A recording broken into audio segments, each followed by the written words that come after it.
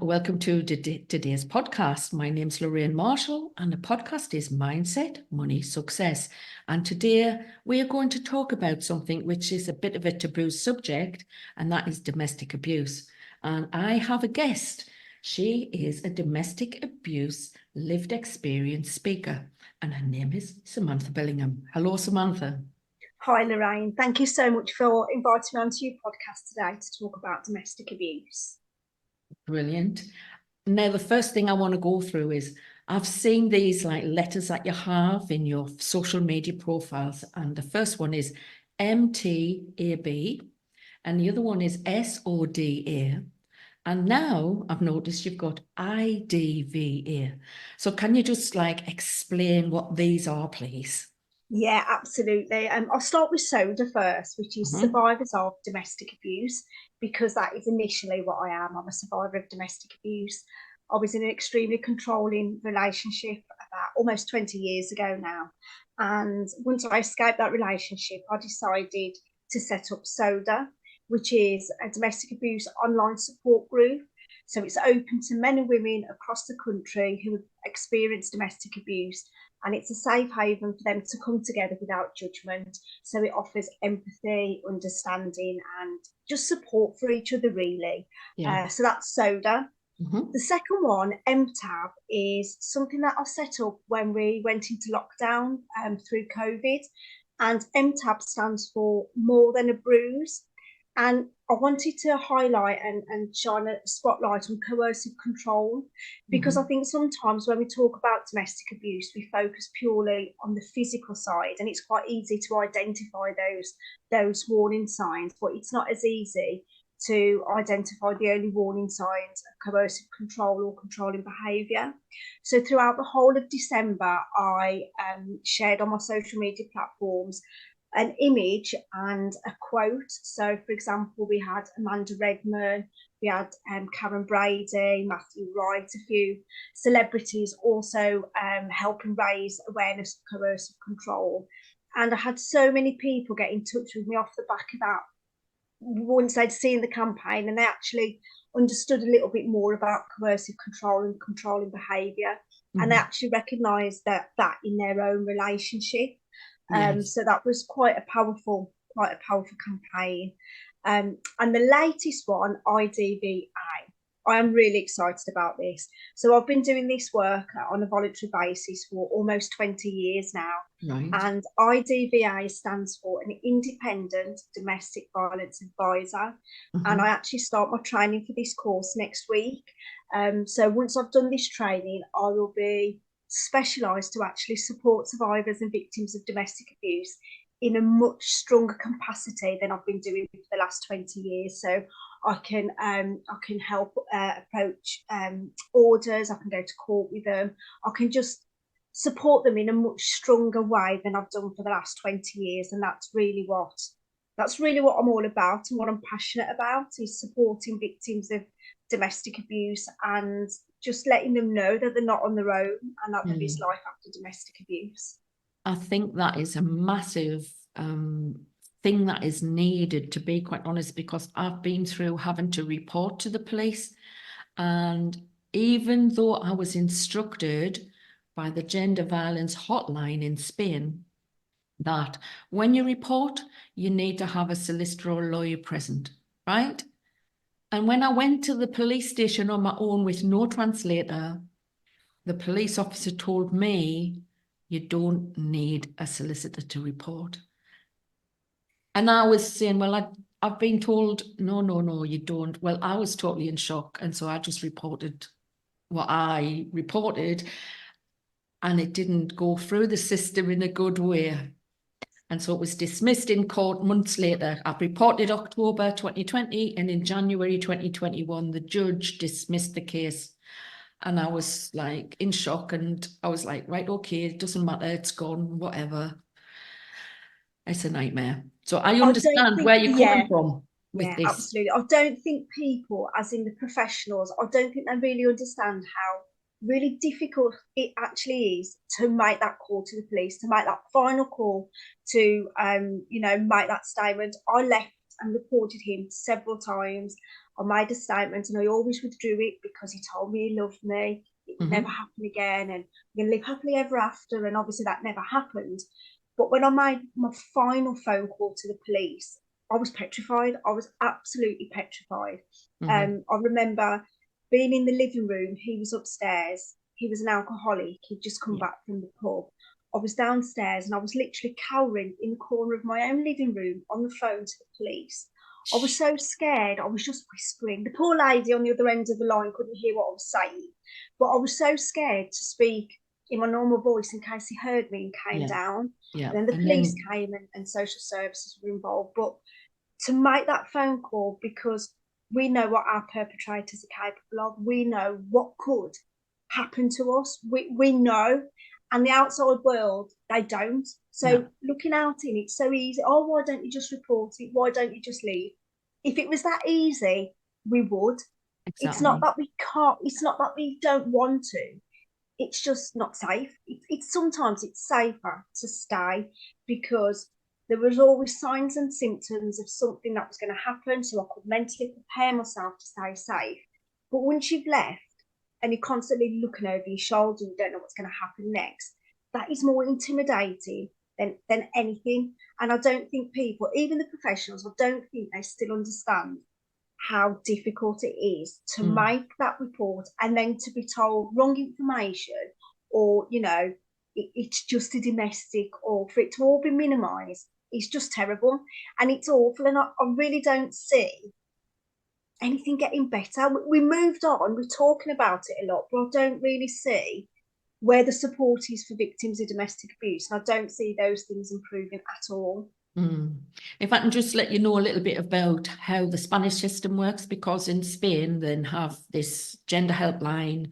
You're meant to go to the police station with a solicitor or a lawyer if you want to report, and it's within 72 hours it's in the court. 72 hours. I was shocked, totally shocked. Wow. Right? It's that quick. And that was 2020, and it was COVID, and it was still in the court within 2 days, right? Wow.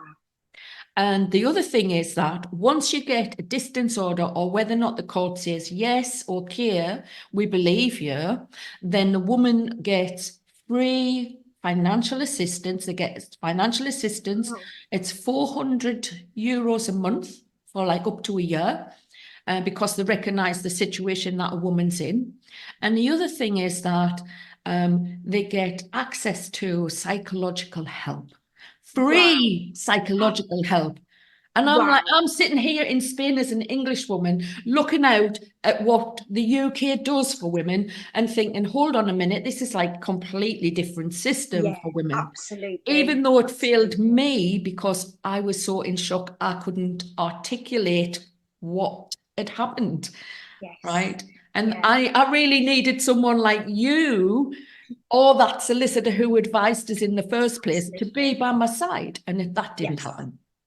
Yes, so, absolutely. I went through the family court as well, and it's the most horrific thing I've ever been through. He'd already threatened to take my daughter away from me, told me I was a crap mom. So when you're told things like that continually, you start to believe them. So in a court, which is really, really intimidating anyway, I was just petrified, and it was just horrific. But for me, there didn't seem to be any communication. I didn't have any support, didn't even have a helpline number or anything. It was kind of an 8-week awareness course of everything I'd been through, and then that's it. You're fine, just get on with it. Didn't have any counselling, nothing at all. And what I do with SODA, survivors of domestic abuse, I have a counsellor who works alongside me. So with some of the ladies, men and women who come through to me, I have the opportunity to refer them for counselling at least, because the waiting list for women's aid and things like that, they're put on a waiting list, and sometimes they're forgotten about. And it's some of these victims, you know, they're suicidal, they've been through so much, you can't afford to put them on a waiting list. You've got to get some support, something in place for them really, really quickly. So that's where SODA comes in. So we sort of bridge the gap. So when somebody refers to me, I have a chat. That's either on the telephone, a text message, and then they're in my group within half an hour. So they've got that security of being in a safe group, with people who really understand what they've experienced. That sounds a good way forward. I wish I had something like that. So many people have said that, and it is literally just an online support group. But it's knowing that you're not on your own. So, like for your experience as well, being there on your, it's so intimidating, and you can't think of questions to ask at the time because of everything you've been through, what you're going through. You can't think of the questions that maybe an IDVA or a solicitor would be able to ask on your behalf. So if you haven't got that support, it's just all really daunting, and this is what society just doesn't understand at all. Because I think sometimes in the relationship, there's hidden forms of abuse. This is how I've wrote my book. Basically, it's on hidden forms of abuse, because you don't realize you might have been in an abusive family when you were a child and like a teenager, and you've grown up in an abusive situation.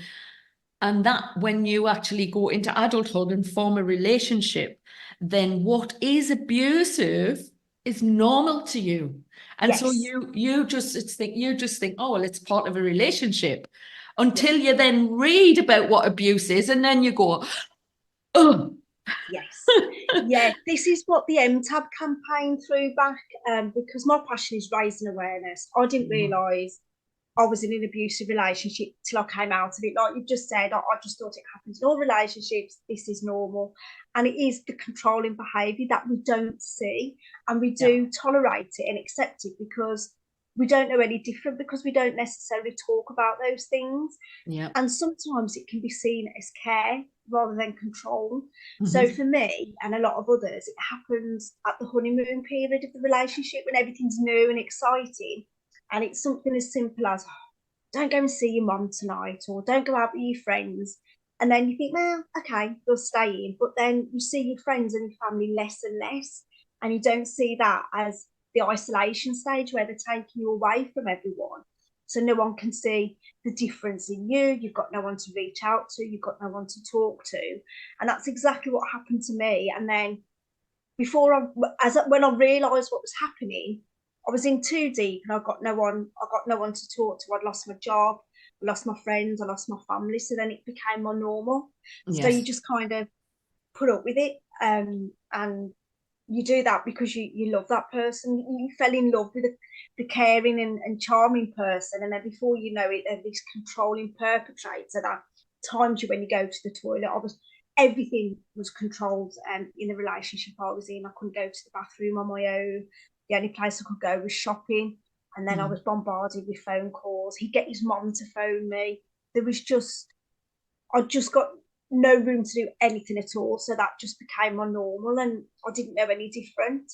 Yeah. And that's when I realised that I'd been controlled. I was given, I now believe it to be a women's aid questionnaire, and I read everything on there. And I just remember bursting into tears and crying because everything was about control. And I never saw it as control until I read it there in black and white. So that's why, if anyone follows me on social media, that's why I always talk a lot about coercive control, because that's how it starts. It doesn't start with the physical. Some people aren't even physically hurt at all. I know lots of people who are completely controlled. And that's why I try and raise as much awareness for others as I can. Yeah. I mean, the coercive control, I think there's different levels of that control. And I've read, oh, well, they would tell us, you don't look good in that dress, why are you wearing that, and things like that. But for me, I never saw all of that like control. It was different in the relationship I had. There was conditioning and grooming in the relationship. So that was how I experienced it. But he was dominant anyway and in control of all of the finances and of the house situation. And that was completely opposite to the two experiences I'd had before, because I was the woman, I was in charge of making the decisions on the budgets and the bills and paying all of the utilities and everything and shopping. And to be dependent in a relationship was a completely new thing to me. And then after the devaluation, the degradation, the humiliation, and all of these other things that happened, Then I realized I'm trapped. Besides, I was even in a different country altogether. And I was in Spain, so I was even more isolated than some women find themselves when you can't speak to your family because you don't talk to them anymore. That, you know, you've tried, you've reached out, but then they don't want to communicate. So it's really, really difficult. And I still didn't even understand that I was in that type of a relationship, to be honest. I So, don't you think know, we do. And I think because they beat us physically and mentally as well, you know, my confidence, my self-worth, everything was just zero. mhm, And the things I say to you, like the degrading, the humiliation, it's like it's drip fed into you. It's like a dripping tap that's always in your mind. So you start to believe that as well. So mhm, you haven't got anything really to kind of give you that motivation to speak out or anything. So you do tolerate it for as long as you possibly can. And then for me, something happened and I just knew that I had to leave. So he split my lip open whilst I was holding our 10-month-old daughter in my arms. And I knew at that moment I'd got to do something because there was no way he was going to change his behaviour. So yeah, I was the one who'd got to do something for the sake of my daughter. So she saved my life. She's the whole reason I'm here, because if I'd never had my daughter, I would never have seen that what he was doing was wrong. It was only when I was holding her, and if he'd have missed me and hit her and she'd got caught in it, it was only then I realised how bad things were. And I mm, remember my dad saying to me, how come you never thought that way about yourself? And it's like, you don't think about yourself, you think about them and how to kind of stay safe. So I was like a robot. I was programmed to do whatever makes him happy, because if he's happy then I'm safe. So you don't even think about yourself at all. You just yeah, do what you've got to do. You just exist in order to obviously stay safe, but to keep them happy, because once he was happy I was okay. So it was really difficult. And then sometimes we don't talk a lot about the impact it has on us. So it's been almost 20 years for me, but my life's been like a massive roller coaster with my mental health. I've had breakdowns, and trust was out of the window for quite a long time. Never had a serious relationship since him. It's those things that, again, society don't really understand, that it has a massive impact on your life once you've managed to escape and kind of, I don't think you really do break free as such, because especially for me, I've got a daughter with him, so there's always some kind of attachment there as well. So mhm. it's learning how to kind of live with the experience of everything that you've been through, because in reality, I don't think it ever really goes away. Yeah. It's something that I'll probably never forget. And I mean, I'm 62 now, I'm 63 next year, and like I still have moments where I can wake up in the morning and the first thing that comes into my mind is like, what happened at this point or what happened at that point? And then you either have to like think, right, okay, no, we're not thinking that, we're going to do this now. Or you speak it out. I actually speak it out and I'll say, oh, yes, that's what happened. And I actually talk it out of myself. And when it's gone, I'm like, right, okay. Yeah. I do, and it works for me. I don't know if you've experienced that yourself, but where I've listened to lots of videos online, and there's one particular guy who does stuff about narcissistic abuse, and he was saying in order to get things out, even if you imagine that the person is in sitting there in a chair, and you can then say everything that you wanted to say before to get the anger, to get the things out, because repressed emotions inside leads to your mental health deteriorating and your physical health deteriorating, because emotions trapped in your body cause all sorts of ailments, stomach ailments, cancers, breast cancers, all sorts of things. Yeah, I Um, did. I went away last year. I've got a friend who I dog sit for in Wales, and it's literally in the middle of nowhere. So I went there, and I ended up writing a letter to the ex-perpetrator. And mhm, I'd heard of lots of people do this, and I was a bit, But once I sat down at the table, got my pen and paper, all these things just flooded, and the emotion, I was angry, I was sad, I still loved him, I hated him. It was just a whole Yeah. array of everything. But once I'd written the letter, put it in the envelope, sealed it, I burnt it afterwards. Mhm. And it was just like a massive release. So That's it. everything I've kept in for a long, long, long time, it all came out. And it Mhm. was like a relief and a release at the same time. So for me, that was a really good thing that I did. But I think you don't prepare yourself for the mental impact it's going to have, because there were so many feelings that, and love was still there.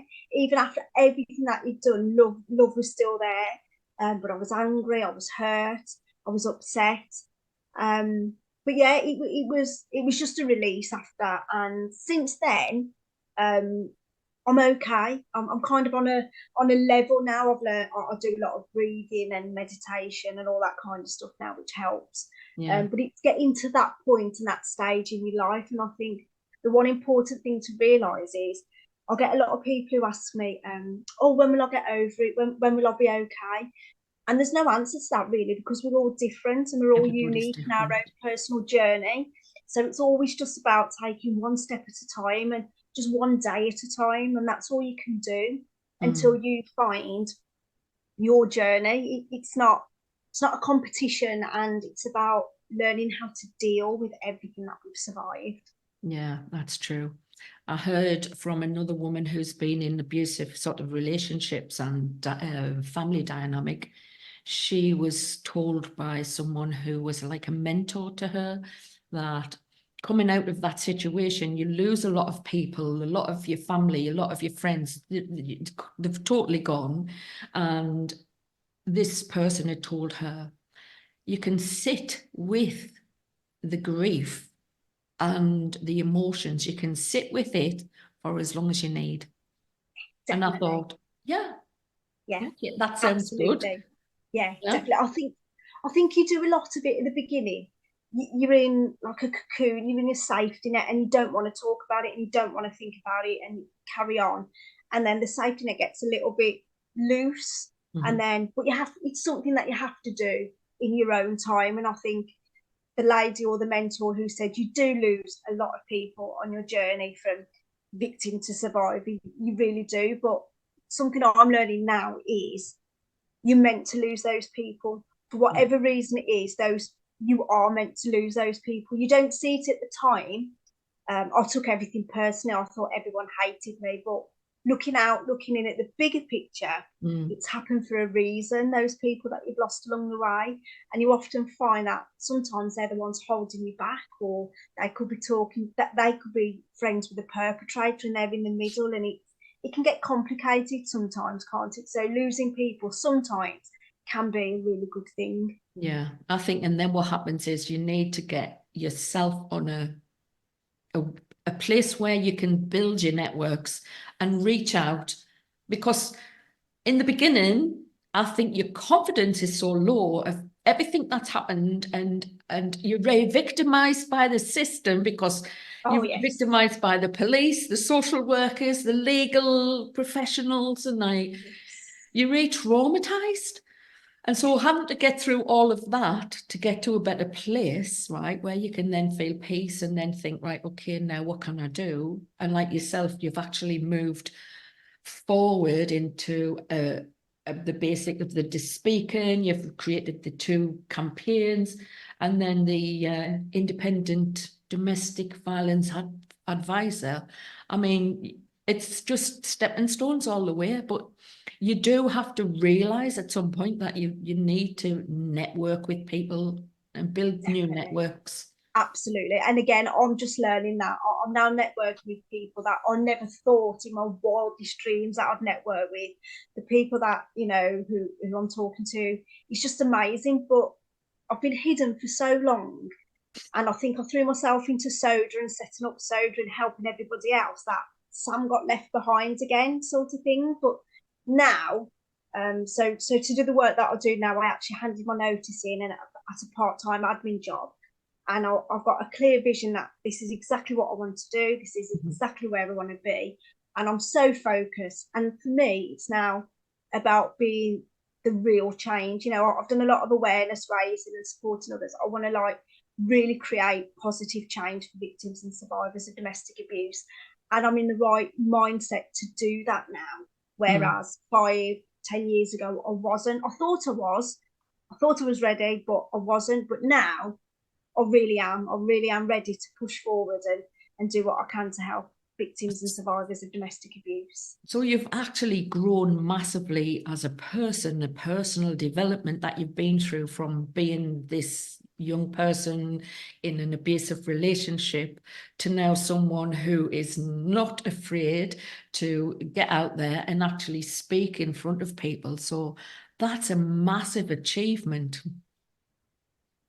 And now you've pointed it out like that, it really is. And I did my first keynote speech a couple of months ago, and it was the most amazing experience ever. I was obviously nervous to begin with, but once I started speaking and everyone was really looking at me and listening to what I was saying, it's now at the stage where I'm doing it for all the other victims and survivors. I'm their voice.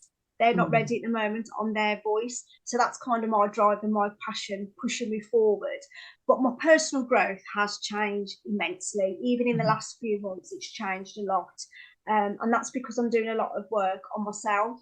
So I do a lot of inner work. So I do affirmations and all that kind of stuff, which really help. So yeah, things have kind of spiraled in the right direction, and I'm just really happy and looking forward to the future.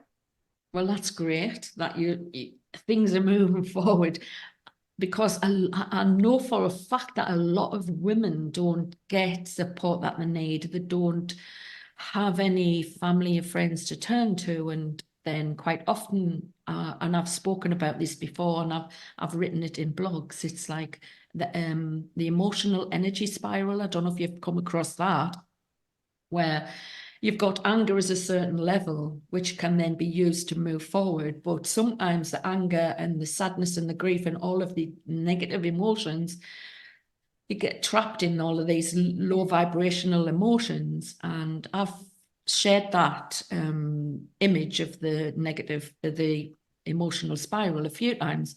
People who've been through abusive relationships and come out the other end, a lot of them will say, oh, well, I'm here on the left-hand corner, which is like no will to live. I'm like, oh, that's terrible. I mean, I know I was there myself. I was on the phone to the Samaritans a few times and having to go crying to my friend, you know, who would pour us a glass of whiskey or something, or a glass of brandy. It's like, you know, but it's a terrible position to be in and not to have support. Absolutely. That is the main reason I set up SODA, because I didn't have any support at all. And I just wanted to be the support that I never had, because I know what it feels like to be on your own, and it's not nice. You're sort of on your own in that relationship, but then to be on your own when you found the strength and courage to escape, it's not nice at all. And yeah, it's for me, it's just about people knowing that they're not on their own, and also hopefully giving them hope and inspiration that when the time is right for you in your journey, look at all what you can achieve as well. Because if I can do it, anybody can do it. It just takes time. And I think if we don't put a lot of pressure on ourselves and expect too much and just take it one step at a time, we'll definitely get to be where we want to be in life. Yeah, that's true. And so is there anything else that you want to talk about while we're still here? We've got a few minutes left. Can't think of anything off the top of my head. Is there anything you want to ask or anything you want to know? Or well, I was thinking there's one question that seems to be very divisive, right, in the trauma world. People who have been through all these different horrible abuse situations, is the question of forgiveness. Because I see it as a very divisive thing, because some will say, oh, no, never want to forgive the person. And others will say, oh, yes, you need to forgive in order to move forward or move on, or like. So have you got a viewpoint? that is really, really interesting. So forgiveness for me was really difficult, because obviously he's the biological father to my daughter. So there's sort of I've got two mindsets on this. So obviously for me personally, I've been angry for a very, very long time. Mm-hmm. He never saw his daughter. He passed away about 8 years ago, so he never saw his daughter. They'd never had a relationship. So I've been very divided as a survivor and as mom at the same time. So for me, I never thought I'd forgive. I don't think you ever forget. You'll never ever forget what's happened to you, and you never forget what they did. Forgive.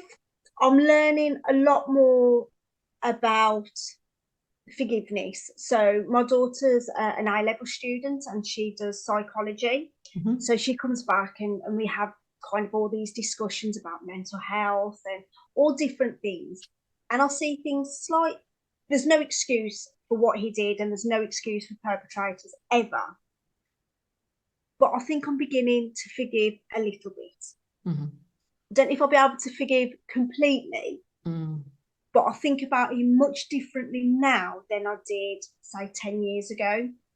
And I think that's through talking with my daughter. So she'll ask me loads of questions about him and things that I don't necessarily have the answers to, but I'm beginning to see his situation in a different light.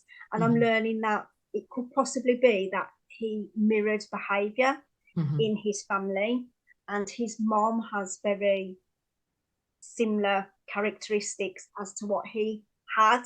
So I think it's a really interesting question, and I know I'm waffling, but I think to a certain degree, yes, I have, because I think if I didn't, I don't think I'd be able to move on to where I am in my own life now.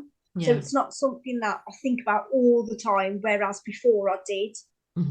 So I'd use it, for example, if somebody asked me out on a date or something, I'd kind of use his behaviour and what happened to me to say no. Whereas now, I know not everyone's like that. I know not every person is abusive. But forgiveness, I think it takes you a long time to even think about forgiving. And again, it's your own personal choice and how I don't think there's a right or wrong way. I know lots of people say you shouldn't, but if we hold on to it all the time, are they not still controlling us? Are they not still there? Are they not still in our life? Have we got to forgive slightly to kind of move forward? A very interesting question. So in answer to that, I think I have slightly, but I don't think I have fully forgiven. I think, I mean, obviously, because I've studied a lot of personal development, and so in personal development, it's like practice gratitude, write a journal, and forgiveness, and in order to get to this better, like, presence, right? But I think in some situations, like me and you, that's all very well and good, but you know, if you've been in that situation, your tendency towards forgiveness and gratitude and all of that is tarnished. I mean, in my situation, it was like, he was doing this and he was offering this money settlement, this, that, and the other, but at the same time, intimidating, threatening, and abusive towards us at the same time, which is very confusing. And you can't just like say, oh yes, I'm so grateful for what you're doing, at the same time that he or the person is abusing you at the same time. And that for me caused so much tension, confusion inside. So that was how I saw it, the personal development thing on the gratitude and the forgiveness and things like that. But I do believe in forgiveness. I think I'm sort of getting at that stage now where I do. But if you'd asked me 5-6 years ago, it would have been a complete no. But I think we grow and we mature ourselves only in our life as well. So you have to. You've got to have some level of maturity, and you've got to sit with some of the emotions as well, like the anger, because like I said, you might wake up and all of a sudden you've like got this memory that's popped into your mind, and you just think you really feel that anger, and you think to yourself, well, you're not going to take out that anger on someone else, but you can process the anger in a safer way and then think, right, that's it, I've packaged it out, it's gone, and you can move forward. That's when you've got a level of maturity in your life. And I think it's what's needed in some cases. Definitely. But we're nearly coming to the end of our show here. We've got like a minute left now, so we best wrap up. But it's been great speaking to you, Samantha, and I wish you luck with your the IDVA that you're starting now. Thank you. And are you still continuing with the More Than a Bruise thing and the soda? Yes, soda has been my baby for a long time. I'll never give up on soda, and I do still share the MTAB quotes on my social media platforms as well, because it's a good way to raise awareness for others. So I'm keeping on, keeping on. Right, okay. Well, pop me some of your social media handles and I'll try get them putting into the show notes for later. Lovely. Thank you. Okay. Thank you so much, Loraine. All right. Bye for now. Bye. Bye.